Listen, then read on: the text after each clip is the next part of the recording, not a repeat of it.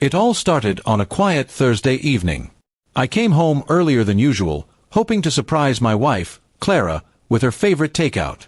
But when I walked through the door, the apartment was strangely quiet, except for faint voices coming from the bedroom. My stomach tightened.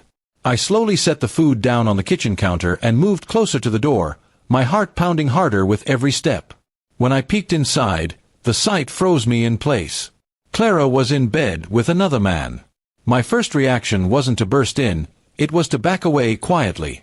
I had suspected her for weeks, but seeing it confirmed was like a knife through my chest. As I stepped away, I remembered the small security camera I had set up a month ago to monitor our dog while we were away. It was still pointed toward the bedroom door, exactly where it needed to be. I walked into the living room, pulled out my phone, and accessed the live feed.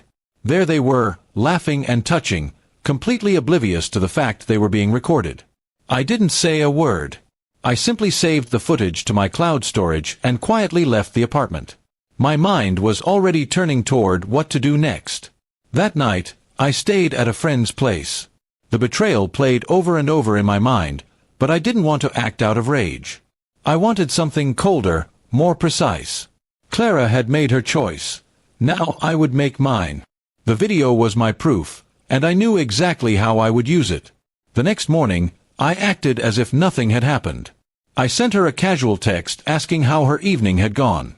She replied with the usual lie, "Just stayed in and watched TV." I smiled at my phone, knowing she had no idea I held the truth in my hands. I went to work, quietly preparing for the perfect moment to confront her.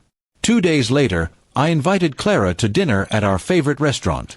She showed up smiling, dressed beautifully, as if everything was fine. We talked over a meal, pretending life was normal. Then, when dessert came, I slid my phone across the table and hit play on the video.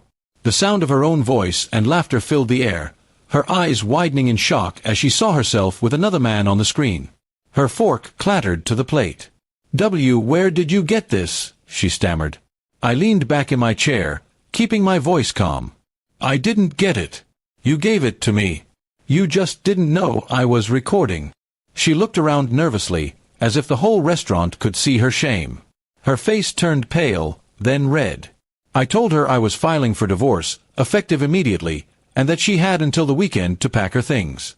She tried to beg, tried to explain, but every word she said only dug her deeper. I wasn't interested in her excuses anymore. The trust was gone, and so was my patience.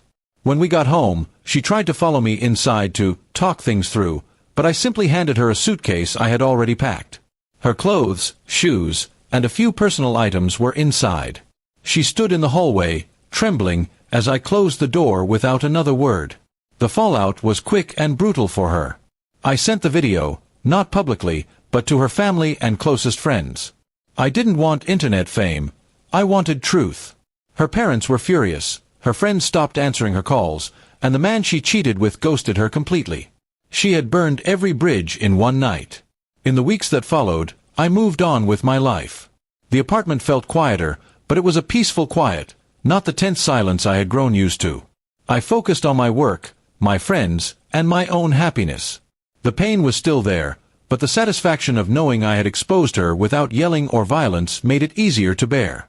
Clara tried to reach out a few times, sending long, emotional messages about how she made a mistake and how we could start over. I ignored every single one. She wasn't sorry for cheating, she was sorry she got caught. There's a difference, and I wasn't going to fall for it. Months later, I heard through mutual friends that she had moved to another city, starting over where no one knew her past. But I didn't care anymore. I had my closure the moment she saw that video. Watching her realize in real time that she couldn't lie her way out of this, it was the only ending I needed. Looking back, I don't regret recording that footage. It wasn't about revenge as much as it was about truth. She had been living a lie, and I simply turned on the light so everyone could see it. Some people say ignorance is bliss, but for me, the truth was freedom. And I wasn't going to let her take that away from me.